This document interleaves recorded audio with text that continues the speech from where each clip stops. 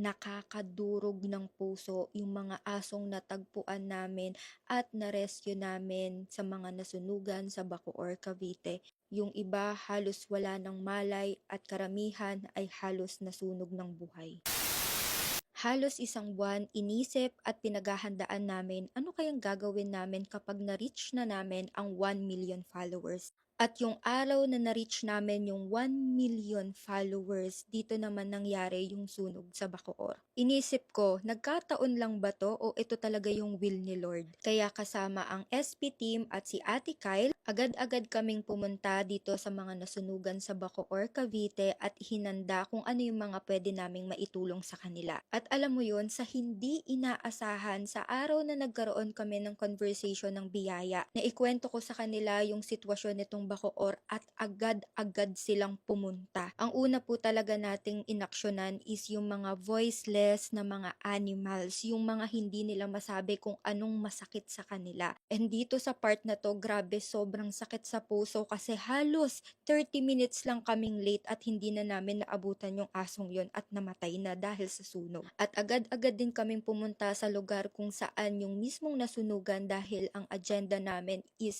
ma-save, ma-rescue namin lahat ng mga aso at pusang makikita namin na kailangan ng tulong. Grabe yung biyaya, grabe si Miss Rina, napakabilis kumilos talaga. Wala talaga kaming sinayang na oras, agad-agad naghanap na kami ng mga aso at pusa sa buong paligid. Kaya grabe din talaga yung pasasalamat namin sa biyaya nung araw na to dahil may kasama silang rescue team at may mga kasama din silang vet. Nagdala din po kami ng mga dog food na ipamimigay sa mga fur parents na nandito para makakain yung mga alaga nila. And sa pag-iikot namin dito, grabe, sobrang sakit po sa puso yung mga nakita namin.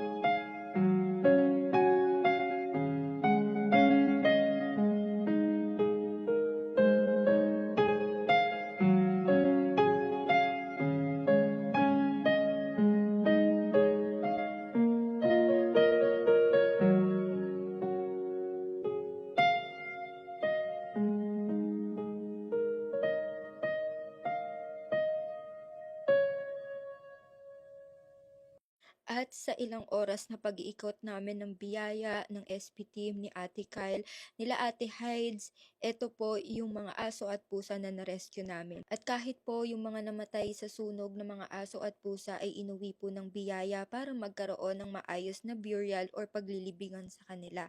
Sobrang grabe po yung pasasalamat namin sa biyaya dahil hindi namin alam kung paano kami magiging successful sa pagtulong sa mga voiceless animals kung wala po sila. Kaya maraming maraming salamat po Miss Rina at sa Biyaya Animal Center sa pagtulong po sa amin sa araw na to. At hindi po dun natatapos yung araw na yon dahil the next day is nag-grocery naman po kami para sa mga ipamimigay sa mga taong nasa evacuation center at sa mga taong nasunugan. Kaya lubos din po akong nagpapasalamat sa mga kaibigan ko na nagbigay po ng donations. Eto na at maipaabot na po natin yung tulong po natin sa kanila. Kaya kung malapit lang po kayo sa Bacoor, Cavite, kung kaya nyo pong makapagbigay ng donations, mga damit, towel, or kahit ano lang po yung makakaya nyo is malaking tulong po ito sa kanila. Ang napili ko pong ipamigay is yung mga groceries, mga pang-hygiene kasi sobrang importante po ito sa kanila lalo at nasa mga evacuation center po ang karamihan ngayon. Ang target po nating mabigyan na pamilya sa unang wave ng pamimigay nating donations is at least 100 families. And sana po is makatulong po kami na kahit isang araw is makasurvive po itong naipamigay po namin sa inyo. And gusto ko din pong magpasalamat sa SP team dahil sinamahan nila ako sa journey na to kasi alam kong hindi ko to kaya mag-isa and kay Ate Kyle na din. Isang barangay din po yung naabutan namin. So lahat po sila ay nasa evacuation center. May natutulugan naman po silang maayos kahit papano. So may mga tent sila, may kuryente naman po. Pero alam ko yung hirap kung paano ulit babangon pagkatapos ng ganito kahirap na sitwasyon. And tuwing magbibigay kami guys, alam niyo yun, sobrang sarap sa pakiramdam talaga na kahit papano dati pangarap ko lang na makapag-abot, makapag-donate, pero ngayon is nagagawa na naming tumulong. At sa lahat po ng evacuation center na napuntahan namin, eto talaga yung grabe yung pagsaludo ko. Na-meet ko yung isang fur mom kung saan nasunugan sila at halos wala po silang na-save na mga gamit dahil ang inuna po nila is yung 7 fur babies nila. Isang buwan na po sila dito sa evacuation center pero tignan nyo naman yung mga fur babies na to, 'di ba? Kaya sinasabi ko palagi yung mga aso, yung mga pusa, bibigyan ka talaga niya ng unconditional love. Hindi nila ko-questionin yung buhay na meron ka basta kasama ka nila, ganun sila magmahal. Dito sa evacuation center na napuntahan ko na huli, dito talaga naantig yung puso ko kasi sobrang daming aso at pusa. Dala-dala nila yung mga aso nila na na-save nila sa sunog na hindi nila pinabayaan. Grabe.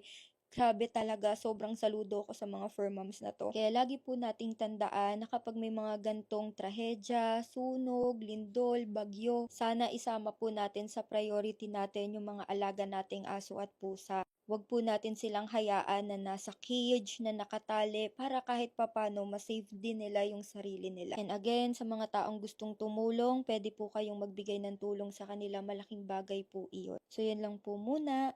Bye-bye!